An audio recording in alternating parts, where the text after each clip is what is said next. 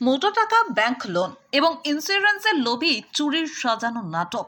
শান্তিপুর থানায় গোপন তথ্য এবং রানাঘাট জেলার অতিরিক্ত পুলিশ সুপারের বিচক্ষণতায় মালিকের বাড়ি থেকে উদ্ধার সমস্ত চুরি যাওয়া গহনা। আজ ভোররাতে শান্তিপুর রেল বাজার সংলগ্ন দেবনাথ মার্কেটে একটি সোনার দোকানে সোনার উপর মূল্যবান অলংকার নগদ 1 লক্ষ টাকা, পার্শ্ববর্তী একটি হোমিওপ্যাথি ঔষধের দোকানের আনুমানিক 75,000 টাকা এবং দুটি দোকানের সিসি ক্যামেরা সহ হার্ডডিস্ক লোপাট করে দেওয়া দুষ্কৃতীদের বিরুদ্ধে তদন্ত শুরুর মাত্র 3 ঘন্টার মধ্যেই কিছুটা কিনারা করল রানাঘাট পুলিশ জেলা। শান্তিপুর থানার ওসি অনুপম ঢালের বিশেষ তদন্তে বেশ কিছু গুরুত্বপূর্ণ তথ্য হাতে পেয়ে রানাঘাট পুলিশ জেলার অ্যাডিশনাল এসপি লালটু হালদার ঘটনাস্থলে এসে পৌঁছন। সোনার দোকানের মালিকের সাথে দীর্ঘক্ষণ কথাবার্তা বলার পর নাটকীয়ভাবে হওয়া এই চুরির কিনারা করেন তিনি। একের পর এক চুরির ঘটনার পরিপ্রেক্ষিতে দুশ্চিন্তায় থাকা শান্তিপুরবাসীর জন্য অতিরিক্ত পুলিশ সুপার লালটু হালদার শান্তিপুর থানায় সাংবাদিক সম্মেলন করেন আজ। সেখান থেকে জানা যায় শান্তিপুরের সোনার দোকানে চুরির পর্দা ফাঁসের নানান তথ্য। সোনার দোকানের স্পাই ক্যামেরা থেকে তদন্তে পর্দা ফাঁস করল শান্তিপুর থানার পুলিশ। জানা যায় আজ সকালে শান্তিপুর রেল বাজার এলাকায় দেবনাথ মার্কেটে একটি চুরির ঘটনা ঘটে, যেখানে সোনার দোকানে কলাপসিবল গেটের তালা ভাঙা অবস্থায় এবং গ্রিল কাটা অবস্থায় পাওয়া যায়। দোকান মালিকের ছেলে অঙ্কন পাল প্রথমে দাবি করেন তার দোকান থেকে 400 গ্রাম সোনা, 1.5 কেজি রূপো এবং 1 লক্ষ টাকা নগদ চুরি হয়েছে। এই ঘটনার তদন্তে নেমে শান্তিপুর থানার পুলিশ দোকানে থাকা স্পাই ক্যামেরার ভিডিও ফুটেজ দেখে তদন্তে নামে এবং দেখেন সোনার দোকানের ডিসপ্লেতে থাকা কোনো সোনাই ছিল না। পরবর্তীতে ওই দোকান মালিক হিতেশ পালকে জিজ্ঞাসাবাদ করলে তার বাড়ি থেকে গিয়ে সমস্ত সোনা উদ্ধার করে শান্তিপুর থানার পুলিশ। এই ঘটনায় সমস্ত সোনা বাজেয়াপ্ত করা হয়েছে পুলিশের পক্ষ থেকে। পুলিশ সূত্রে খবর, সোনার দোকানের মালিকের 50 লক্ষ টাকা ব্যাংক লোন এবং 1 কোটি টাকার একটি ইন্স্যুরেন্স পলিসি রয়েছে। পুলিশের প্রাথমিক অনুমান ইন্স্যুরেন্সের টাকার জন্যই হয়তো এই সোনার দোকানে চুরির গল্প ফেঁদেছিল ওই দোকান মালিক। আর এর প্রথম সন্দেহ হিসেবে অতিরিক্ত পুলিশ সুপার তাদেরই দোকানে থাকা স্পাই ক্যামেরার ভিডিও ফুটেজ লক্ষ্য করেছিলেন। যিনি চুরি করতে ঢুকেছিলেন তিনি আলো জ্বালাতে সরাসরি একটি সুইচে হাত দিয়েছিলেন অনেকগুলির মধ্যে। ঘটনায় প্রাথমিক পর্যায়ে যা হয়েছে সমস্তটাই তুলে ধরা হয়েছে পুলিশের পক্ষ থেকে এবং অন্য আরেকটি দোকানের চুরির ঘটনায় এখনো পর্যন্ত কাউকে চিহ্নিতকরণ করা যায়নি। সমস্ত ঘটনার তদন্ত করা হচ্ছে। অতি শীঘ্রই এই ঘটনার সঙ্গে যে যুক্ত তাকে সিসিটিভি ফুটেজে আইডেন্টিফাই করা গেছে, তাকে গ্রেপ্তার করা হবে বলে পুলিশ সূত্রে খবর। ব্যবসায়ীদের কাছ থেকে এই ধরনের সামাজিক এই অবক্ষয় এবং সামাজিক মাধ্যমে দ্রুত কোনো নেগেটিভ বার্তা পৌঁছে দেওয়ায় দুঃখ প্রকাশ করেন অতিরিক্ত পুলিশ সুপার। এই প্রসঙ্গে সিদ্ধেশ্বরী কালী মায়ের চুরিতেও রয়েছে রহস্যের গন্ধ, যা খুব শীঘ্রই সামনে আসতে চলেছে বলে জানিয়েছেন তিনি। সৈয়দ আবু জাফরের রিপোর্ট, MBS নিউজ। কিন্তু ছেলে যখন অভিযোগ করছে তাহলে আপনি কেন ছেলে ছিলাম না? কোথায় দূরে মানে কোথায় ছিলেন? আস্তে আস্তে ওনাকে বলছি কোথায় ছিলেন? দূরে মানে কোথায় ছিলেন? অনেক লোকের ভিড় ছিল, দূরে দাঁড়িয়ে ছিল।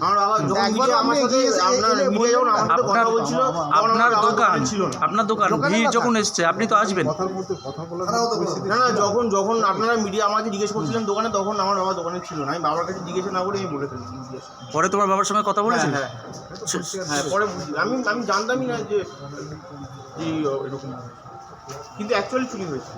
একটা চাঞ্চল্যকর খবর যে এই আপনাদের বাজারে রীতিমতো চুরির ঘটনা ঘটেছে, কিন্তু পরবর্তীতে পুলিশ দেখা গেল যে উদ্ধার করলো যে মালিকের অর্থাৎ সোনার দোকান, তার বাড়ির থেকেই সোনা উদ্ধার এবং তার সঙ্গে সঙ্গে আরেকটা জিনিস জানা গেল যে 50 লক্ষ টাকা তার লোন রয়েছে এবং 1 কোটি টাকার একটা ইন্স্যুরেন্স রয়েছে। কি বলবেন এই বিষয়ে? এই বিষয়ে ধরুন আমরা পূর্বে কোনো অবগত ছিলাম না থানায় আসার পূর্বে, তা আমরা থানায় এসে এখন এই ব্যাপারটা জানলাম। আমরা এই বিষয়ে খুবই উদ্বিগ্ন, কেন সারা বাজার আমাদের কমিটির ওপর একটু প্রেশার সৃষ্টি করছে যে আমরা নৈশ প্রহরী কেমন রাখি, কী বৃত্তান্ত। কিন্তু দেখা যাচ্ছে যে নৈশ প্রহরীর কাজ ঠিকই করে, কিন্তু এখন ব্যাপারটা এখানে এসে সম্পূর্ণ একটু অন্যরকম হয়ে গেছে।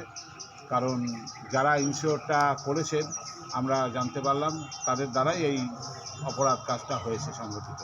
সুতরাং এখানে তো ধরুন আমাদের কিছু বলার নেই। আমরা বাজার কমিটির লোক হিসেবে পদে থেকে আমরা খারাপ হচ্ছে আর কি লোকের কাছে। কিন্তু এই যে মিসগাইডিং করা হলো এইভাবে, পুলিশকে হয়রানি, তার সঙ্গে সঙ্গে সাংবাদিকদেরও ভুল তথ্য, এটা তো নিঃসন্দেহে একটা অপরাধমূলক কাজ। যারা করেছে তাদের উপযুক্ত শাস্তি হোক আমরা চাই।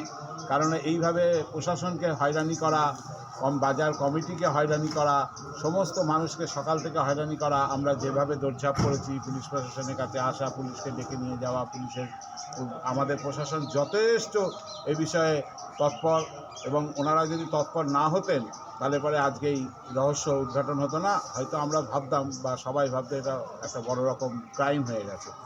এরপরে তো মানুষ চুরি হলে তো ধরুন বিভিন্ন জায়গায় চুরি হচ্ছে, মানুষ তো আর সেই বিশ্বাসই করবে না। অরিজিনাল যদি চুরি হয় সেটা বিশ্বাসই করতে পারবে না মানুষ। আপনার নাম? আমার নাম দেবু ভট্টাচার্য, রেলবাজার ব্যবসায়ী কল্যাণ সমিতির সম্পাদক। 10th জানুয়ারি 2026 শান্তিপুর থানাতে আজকের একটা অভিযোগ জমা পড়ে। জনৈক অঙ্কন পাল শান্তিপুর রেলবাজারের বাসিন্দা। তো শান্তিপুর থানায় একটা কমপ্লেন করেন যে তার সোনার দোকান থেকে মোটামুটি 400 গ্রাম মতো সোনা এবং 1.5 কেজি মতো রূপা এবং আরও অন্যান্য সোনা রূপার গহনা সহ একটা বড় রকমের চুরি হয়। তো ঘটনার তদন্তে শান্তিপুর থানার আধিকারিকরা নামেন এবং সেখানে ঘটনাক্রমে এই সোনা রূপার সঙ্গে সঙ্গে যে সমস্ত হার্ড ডিস্ক ছিল সিসিটিভি ক্যামেরা, সেগুলোও বলছে নিয়ে চলে গিয়েছে। তো ঘটনাক্রমে আমরা দুটোই দেখতে পাচ্ছেন, এই সামনে স্পাইক ক্যামেরা আছে, এই দুটোই ছিল। এই দুটোর সাহায্যে আমরা যখন ফুটেজ অ্যানালিসিস করলাম এবং যারা আইও ছিল এবং শান্তিপুর থানার যারা আধিকারিক, সেখান থেকে দেখা যাচ্ছে যে প্রথমত আমরা এরকম ডিসপ্লেতে কোনো রকম কোনো সোনার গয়না একটাও দেখা যায়নি, কোনো রকম কোনো সোনার গয়না ছিল না, বা যেটা সিসিটিভি ফুটেজে দেখা যাচ্ছে মানে কোনো রকম ডিসপ্লেতে একটাও সোনার গয়না ছিল না। এবং যিনি একজন মাস্ক পরে এবং একটা জ্যাকেট, লাল জ্যাকেট পরে যে ভদ্রলোক যিনি দুষ্কৃতী এরকম কাজ করছেন, উনি লাস্টে একটা ড্রয়ার টেনে কিছু একটা জিনিস নিয়ে পকেটে বেরিয়ে গেলেন। এই ঘটনাতে শান্তিপুর থানার যিনি আইও এবং অন্যান্য আধিকারিকরা অভিযোগকারীকে এবং তার পিতা ক্ষিতীশ চন্দ্র পালকে যখন জিজ্ঞাসাবাদ করে যখন জানতে পারা গেল যে অ্যাকচুয়ালি এই ভদ্রলোক মানে ক্ষিতীশ চন্দ্র পাল, ইনি আগের দিনই সমস্ত রকম ডিসপ্লে থেকে যা গয়না টয়না ছিল সবই উনি বাড়িতে নিজেই নিয়ে চলে এসেছিলেন, সেটা আগের দিনই নিয়ে চলে এসেছিলেন। এরপরে আরও আমরা তদন্ত করে দেখতে পাচ্ছি এই ভদ্রলোকের প্রায় 50 লক্ষ টাকার একটা ব্যাংক লোন ঋণ আছে। আর বেশ কিছুদিন আগে 1 কোটি টাকার একটা সোনার দোকানের উপরে একটা ইন্স্যুরেন্স একটা পলিসি করিয়েছিল। এবং এই সম্ভবত এইটুকু আমরা পেয়েছি। তারপর যেটা দেখছি যে অ্যাকচুয়ালি এইরকম কোনো সোনা বা কোনো রূপা সেটা এরকম দোকান থেকে চুরি যায়নি। যে গয়নাটা ওরা নিজেরাই সরিয়েছে সেটা তার আমরা গিয়ে দেখলাম বাড়িতেই সরিয়ে রেখেছিল। বাড়ি থেকে আমরা সেই সোনাগুলো এগুলো রিকভার করি। টাকা নেওয়ার জন্য কি এই ঘটনা সাজানো মনে হচ্ছে? একদম প্রাথমিক পর্যায়ে এই অ্যাঙ্গেলগুলো উঠে এসেছে। তার 50 লাখ টাকার মতো ঋণ আর একই সঙ্গে 1 কোটি টাকার একটা ইন্স্যুরেন্স একটা পলিসি করানো। তো এই জিনিসগুলো আমরা খতিয়ে দেখছি। এখনই পুরোটা আমরা এই সিদ্ধান্তে আসতে পারছি না, কারণ এই অ্যাঙ্গেলগুলো উঠে এসেছে। Thank you.